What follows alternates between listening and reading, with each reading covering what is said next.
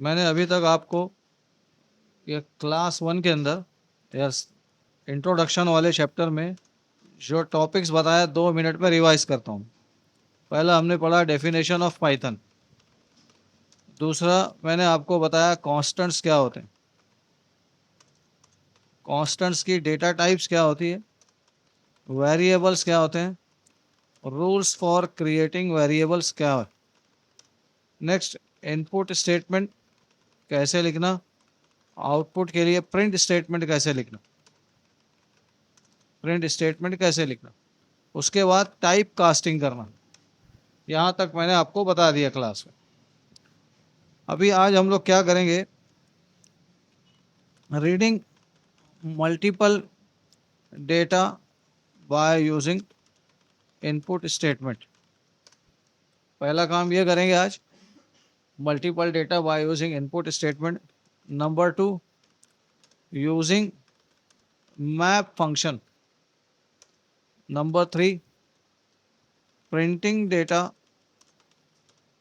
By using different या by using formatted strings. ये 3 चीज़ें आज समझेंगे। इनपुट और आउटपुट को थोड़ा और बेहतर तरीके से आना ज़रूरी है आपका। तो reading multiple data by using input statement. अभी देखिए, मैं यहाँ पर एक प्रोग्राम बनाता हूँ जिसमें मैं कुछ चीज़ें रीड करना चाहता हूँ। जैसे for example, I want to read marks in 3 subjects of a student. 3 subjects of a student, किसी स्टूडेंट के 3 सब्जेक्ट के मार्क्स रीड करना है मेरे। तो मैं क्या करूँगा, उसके लिए इनपुट स्टेटमेंट यूज़ करूँगा। मैं क्या बोलूँगा, inter marks in first subject. फिर सेम वैसी एक और स्टेटमेंट लिखूँगा, फिर एक और स्टेटमेंट लिखूँगा, इंटर मार्क्स इन, ये हो जाएगा सेकंड, और यहाँ हो गया थर्ड सब्जेक्ट। ठीक है, तीनों को अलग अलग वेरिएबल में स्टोर करना पड़ेगा। तो मैंने ले लिया सपोज इंग्लिश सब्जेक्ट, और उसको सीधी सी बात है कास्ट करना है आपको, तो क्या करेंगे, पूरा इंटीजर में पास करेंगे। सपोज इंग्लिश के बाद मैथ्स ले लिया मैं, उसको भी मैंने क्या कर दिया, इंटीजर में कास्ट कर दिया। और उसके बाद मैंने साइंस ले लिया, उसको भी क्या कर लिया, इंटीजर में कास्ट कर। ठीक है, अभी क्या किया मैंने, 3 स्टेटमेंट यूज़ किया 3 सब्जेक्ट के मार्क्स रीड करने का। लेकिन अब अगर 5 सब्जेक्ट रीड करना है तो 5 इनपुट स्टेटमेंट लिखना पड़ेगा। तो इसका कोई सलूशन है क्या? हाँ, पाइथन में इसका सलूशन है कि आप एक ही इनपुट स्टेटमेंट में तीनों चीज़ें रीड कर सकते हो।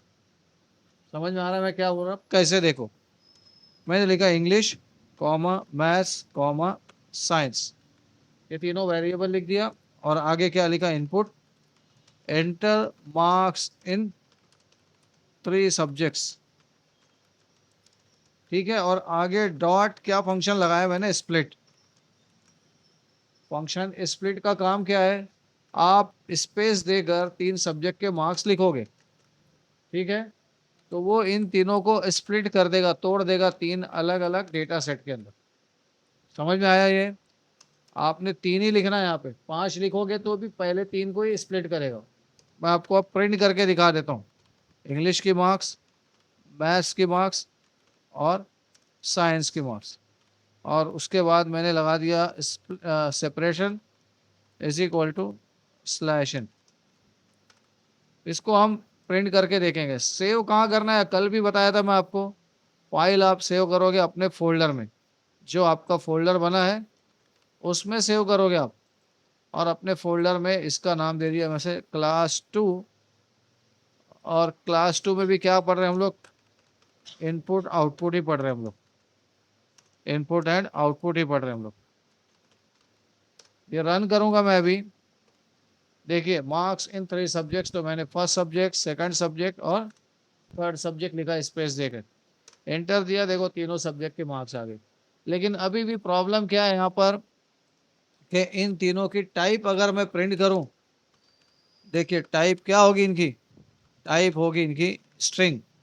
जैसे इंग्लिश की टाइप अगर मैं प्रिंट करूं, आपको एक एग्जांपल के तौर पे दिखा रहा हूं, तो मैंने तो यहाँ नंबर ही लिखा है। लेकिन उसकी टाइप क्या हो गई, स्ट्रिंग हो गई, क्योंकि आपको बताया कल कि इनपुट स्टेटमेंट जो भी रीड करता है बाय डिफॉल्ट किस फॉर्मेट में रीड करता हो, स्ट्रिंग में ही रीड करता है। ठीक है, तो इनको कास्ट करना पड़ेगा आपको, एक्सप्लिसिटली कास्ट करना पड़ेगा। लेकिन पाइथन में इसका भी एक सोल्यूशन है। उसका सोल्यूशन क्या है, we can cast multiple data by using a map function. हम यहाँ यूज करने वाले मैप फंक्शन। कैसे होगा मैप फंक्शन वो देखिए। अभी मैं क्या करने वाला हूँ, यहाँ कितनी वैल्यूज आएगी, 3 वैल्यूज आएगी। तो इन सब को मैप फंक्शन में डालेंगे और उसके बाद क्या करेंगे, उन सबको इंटीजर कर देंगे। देखो ये पूरा जो इनपुट स्टेटमेंट है, फिर से देखो ज़रा, यहाँ से यहाँ तक था आपका इनपुट स्टेटमेंट। मैप फंक्शन का फॉर्मेट क्या है कि मैप लिखा जाएगा, उसके बाद जिस टाइप में आपको कन्वर्ट करना है वो लिखिए, और फिर आगे इनपुट और डॉट स्प्लिट आगे लिख दीजिए। मैं जो बताया ये समझा आपको। मैप फंक्शन इन सब को किस में कन्वर्ट करेगा, तो उसकी टाइप यहाँ लिख देंगे। इंटीजर करना है तो इंटीजर, फ्लोट करना है तो फ्लोट, बूलियन करना है तो बूलियन। समझ में आ रहा है। तो हमको किस में कन्वर्ट करना है सबको, इंटीजर में। तो मैं यहाँ क्या करूँगा, इनपुट से पहले लिखूँगा मैप फंक्शन, उसके बाद ये किस में कन्वर्ट करेगा, इन सबको इंटीजर में, और ये ब्रैकेट कंप्लीट। अगर मैं अभी रन करूँ इसको, देखिए अभी मार्क्स लिख दिया मैंने। अच्छा मैंने 4 5 6 जितने भी मार्क्स लिखा, तो क्या करेगा ये, सर पहले 3 मार्क्स ही स्टोर करेगा, सिर्फ पहले 3 मार्क्स, आगे की नहीं करेगा वो।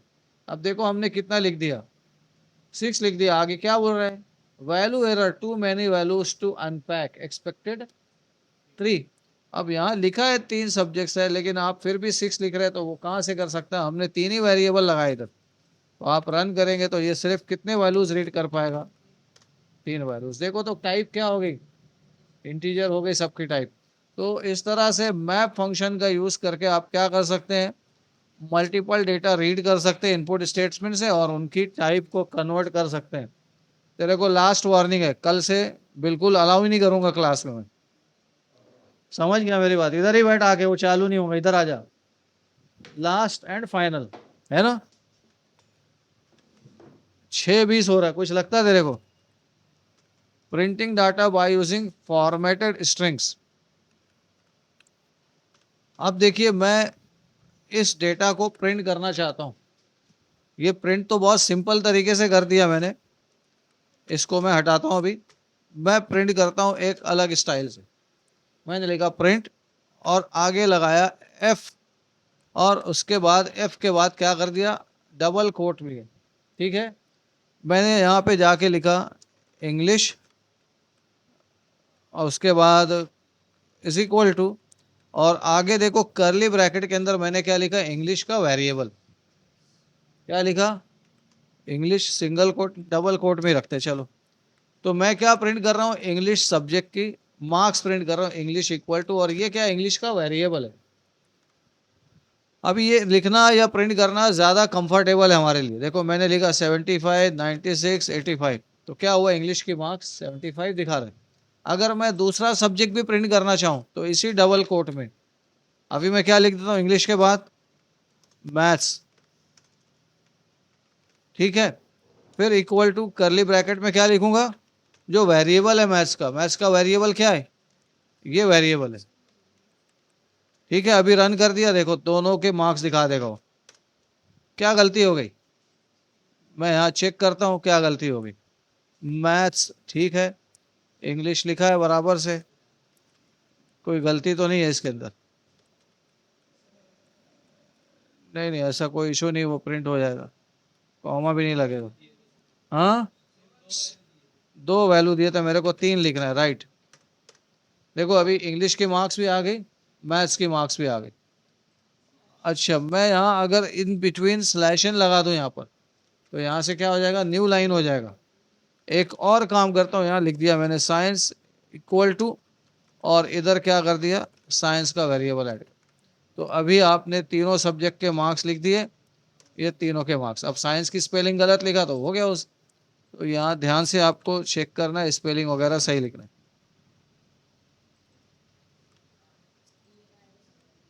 मैंने रन किया, अभी एक बार चेक करते हैं, ये आ गया तीनों। लेकिन यहाँ पे देखो स्लैश एन नहीं था, तो स्लैश एन का मतलब समझ आ रहा है, जहाँ आप स्लैश एन लगाओगे वहाँ न्यू लाइन ऐड हो जाएगा।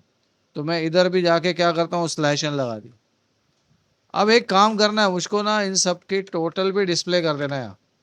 इंग्लिश की मार्क्स आ गए 85, मैथ्स की आ गई 77 और साइंस की आ गई 99।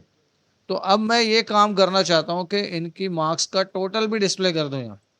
तो इधर ही आगे जाके देखो स्लैश एन, और क्या लिख दिया मैंने, टोटल इक्वल टू, और फिर करली ब्रैकेट लगाया, और इसके अंदर क्या करूँगा, ENG plus maths plus science.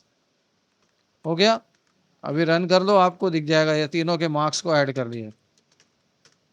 ठीक है, टोटल इज इक्वल टू 195। सबको समझ में आ रहा है ये?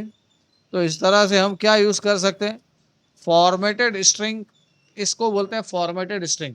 एफ के साथ जो लिखा मैंने, एफ लिखने के बाद अंदर इस तरह से, तो जब भी वेरिएबल या वेरिएबल पे कोई ऑपरेशन करेंगे तो वो किस में करेंगे, करली ब्रैकेट में, और अदर देन वेरिएबल जो भी है वो एज इट इज लिख दिया जाएगा। ये समझ आ रहा है आपको?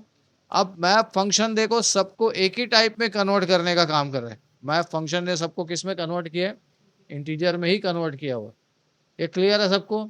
तो इनपुट स्टेटमेंट और इसके साथ में हम ये फॉर्मेटेड आउटपुट या प्रिंट स्टेटमेंट का यूज़ कर लिए। अब मैं आज के दिन और आगे बढ़ता हूं और एक टॉपिक और कवर करते हैं। नेक्स्ट टॉपिक हमारा क्या है, ऑपरेटर्स। पाइथन में ऑपरेटर्स, ऑपरेटर्स का काम क्या है, operators are symbols that manipulate data, और कॉन्स्टेंट्स और वेरिएबल्स। मैनिपुलेट डेटा लिख दिया, इनफ है। ऑपरेटर्स क्या है, कुछ सिंबल्स है जो डेटा को मैनिपुलेट करते हैं। कैसे सिंबल्स है, जैसे ये प्लस सिंबल है, माइनस सिंबल है, मल्टीप्लिकेशन सिंबल है, ये एक्सक्लेमेशन मार्क सिंबल है, स्टार सिंबल है, एम्परसेंड सिंबल है, ये सारे क्या है, सिंबल्स है। ऐसे सिंबल्स जो डेटा के ऊपर काम करे, कुछ उन पे चेंज करे, उन सारे सिंबल्स को क्या बोलते हैं, ऑपरेटर्स। तो पाइथन में जो ऑपरेटर्स हैं उनको क्लासीफाई किया है। पहले आते हैं अरिथमेटिक ऑपरेटर्स, सेकंड आते हैं कंपैरिजन ऑपरेटर, थर्ड नंबर पे आते हैं लॉजिकल ऑपरेटर्स, फोर्थ हो जाते हैं आपके असाइनमेंट ऑपरेटर्स, नंबर फिफ्थ हो गया आपका मेंबरशिप ऑपरेटर, और नंबर 6 आता है रिलेशनशिप ऑपरेटर। और अगर आप यूज़ करना चाहें तो बिटवाइज भी यूज़, लेकिन ये इसका इस्तेमाल नहीं होता ज़्यादा। तो ये 7 डिफरेंट टाइप ऑफ ऑपरेटर्स है जो पाइथन में यूज़ होते हैं। अरिथमेटिक ऑपरेटर्स कौन से हैं, आज हम लोग ये देख लेंगे, addition, subtraction, multiplication, division, modulus, floor division और एक्सपोनेंशियल। ये डिफरेंट क्या है, अरिथमेटिक ऑपरेटर। एडिशन हो गया, सब्ट्रैक्शन, मल्टीप्लिकेशन, डिवीजन सबको पता है। ये मॉडुलस, फ्लोर डिवीजन और एक्सपोनेंशियल, इसको थोड़ा सा यूज़ करेंगे हम। और अभी क्या करूँगा, मैं यहाँ पर मैप का ही इस्तेमाल करूँगा, और फॉर्मेटेड आउटपुट के लिए ये प्रिंट एफ का यूज़ करूँगा। तो मैं एक न्यू फाइल बनाता हूँ, फाइल न्यू, और फाइल में जाकर इसको सेव कर लेते हैं। सेव करते हुए मैंने इसका नाम क्या दे दिया, क्लास 3, और इसमें हम क्या लर्न करने वाले, अरिथमेटिक ऑपरेटर्स, अरिथमेटिक ऑपरेटर्स। तो ये हो गया हमारा प्रोग्राम अरिथमेटिक ऑपरेटर्स। यहाँ कमेंट में लिख देता हूँ मैं, यूज़ ऑफ एडिशन, सब्ट्रैक्शन, या आप ऐसा लिख दिए, use of plus, minus, multiply, divide, floor divide, exponential और मॉडुलस। अब इनको यूज़ कैसे करना, आपको एक एक मैं यहाँ करके दिखा देता हूँ। सपोज़ मेरे पास दो नंबर्स हैं, मैंने वेरिएबल बना दिया n1, n2, दो वेरिएबल्स, और यूज़र को कहता हूँ क्या, input, enter two numbers, enter two numbers. तो इनको क्या करना पड़ेगा, डॉट स्प्लिट करेंगे, क्योंकि दो नंबर्स आप रीड करेंगे तो बीच में स्पेस से अलग अलग करना है। लेकिन इनको इंटीजर में कन्वर्ट करना है, तो क्या फंक्शन लगेगा, मैप, और इंटीजर के साथ ये पास कर देंगे। तो ये जो भी रीड होगा दोनों को इंटीजर में कन्वर्ट करेगा, और एक को n1 में और दूसरे को n2 में स्टोर कर देगा। ये सबको समझ में आ रहा है? ये क्लियर है क्या सबको? अब मुझको करना है यहाँ एडिशन, तो मैंने यहाँ लगा दिया फॉर्मेट स्ट्रिंग, वालेकुम सलाम, और क्या करता हूँ मैं, एडिशन लगाता हूँ। एडिशन करना है मुझको दोनों नंबर्स को, किसको किसको एडिशन करना है, n1 और n2 का। देखो यहाँ ऑपरेटर क्या यूज़ कर लिया मैंने, प्लस ऑपरेटर। ये काम क्या करेगा, दोनों पे एडिशन का काम करेगा। तो ये मैंने कंप्लीट कर लिया ब्रैकेट। एकदम सिंपल है ये। सब्ट्रैक्शन भी सबको पता है, मल्टीप्लिकेशन पता है, डिवीजन पता है। मैं इसके ऊपर कोई ज़्यादा जोर नहीं डालूंगा, आपको सिर्फ सिंपल करके दिखा दे रहा हूँ। एक सब्ट्रैक्शन हो गया, यहाँ पे ऑपरेटर लग जाएगा माइनस, इधर क्या हो जाएगा डिवीजन, इधर हो जाएगा ऑपरेटर ये वाला डिवीजन, यहाँ पर हो जाएगा क्या मल्टीप्लिकेशन। मल्टीप्लिकेशन। अब बेटा यहाँ ध्यान से देखिए क्या हो रहा है आउटपुट। मैंने सब में क्या यूज़ किया है, फॉर्मेट स्ट्रिंग यूज़ किया है और मैप फंक्शन लगाया। एक नंबर ले लिया मैंने सपोज 35 और दूसरा नंबर ले लिया मैंने 11। ठीक है, इन दोनों नंबर्स का एडिशन हो गया, सब्ट्रैक्शन हो गया, डिवीजन देखो क्या किया उसने 3.181818 कितने सारे डेसिमल प्लेस तक उसने प्रेसाइज करके डिवीजन दिखाया। दिख रहा है आपको ना। अब दूसरा मल्टीप्लिकेशन, एकदम आसान है ये सब, स्ट्रेट फॉरवर्ड है, इसको किसी को समझाने की ज़रूरत नहीं है क्या ज़रूरत किसी को। अब जो मेन है ना यहाँ वो है फ्लोर डिवीजन। ये चेक करते हैं हम लोग फ्लोर डिवीजन क्या होता है। तो मल्टीप्लिकेशन के बाद मैंने क्या लगा दिया फ्लोर डिवीजन। ठीक हो गया। फ्लोर डिवीजन मतलब क्या, इसमें 2 टाइम्स आपका ये डिवाइड बाय ऑपरेटर यूज होगा। फ्लोर डिवीजन क्या करेगा, राउंड करके डिवीजन दिखाएगा, मतलब डेसिमल के आगे की वैल्यूज नहीं दिखेगी आपको। मैंने फिर से लिखा 35 11 सेम एग्जांपल। देखो यहाँ 3.1818 था, इधर क्या किया डेसिमल के आगे की वैल्यू उसको ट्रंकेट कर दिया, इधर इग्नोर कर दिया, उसको नहीं डिस्प्ले किया। कौन सा ऑपरेटर था ये, फ्लोर डिवीजन, जिसमें 2 times divide by operator use होता है। नेक्स्ट देख लेते हैं हम लोग, फ्लोर डिवीजन के बाद है मॉडुलस ऑपरेटर। मॉडुलस, मॉडुलस को और क्या कहा जाता है, रिमाइंडर कहा जाता है। एक्चुअल में ये डिवीजन का रिमाइंडर दिखाता है। तो मैंने क्या कर दिया ध्यान से देखो, n1 मॉड n2 कर दिया। n1 को क्या कर दिया n2 से डिवाइड करने के बाद जो रिमाइंडर बच रहा है वो कैलकुलेट करेगा। अभी रन करते हैं, आप समझिए जरा। 35 और 11 क्या आंसर दिखा रहा है, रिमाइंडर का 2। ऐसा क्यों दिखाया, 11 का टेबल पढ़ेंगे आप, 11 1s are 11, 11 2s are 22, 11 3s are 33। तो 35 को 11 से डिवाइड किए तो पूरा डिवाइड नहीं हो रहा है, क्या बच रहा है रिमाइंडर 2 बच रहा है, वही मॉडुलस का रिजल्ट है। किसी कोई प्रॉब्लम है क्या इसमें, ठीक है। लास्ट वाला ऑपरेटर हम देखेंगे, अगर किसी को कुछ नहीं समझ रहा है यही पूछ लो। लास्ट वाला ऑपरेटर है जिसको हम लोग क्या बोलते हैं एक्सपोनेंशियल। तो एक्सपोनेंट, एक्सपोनेंट फाइंड करना, या आप उसको अपने आम वर्ड्स में क्या बोल सकते हैं, रेस टू करते हैं ना पावर। तो मैं क्या करता हूँ एन डबल स्टार 2, मतलब क्या करेगा n1 को या फर्स्ट नंबर को क्या करेगा स्क्वायर कर देगा, ऐसी एक्सपोनेंट। और मैंने क्या कर दिया n2। क्लियर हो रहा कि क्या बोल रहा हूँ मैं। तो ये रन करेंगे आप, देखिए सेम मैंने लिखा।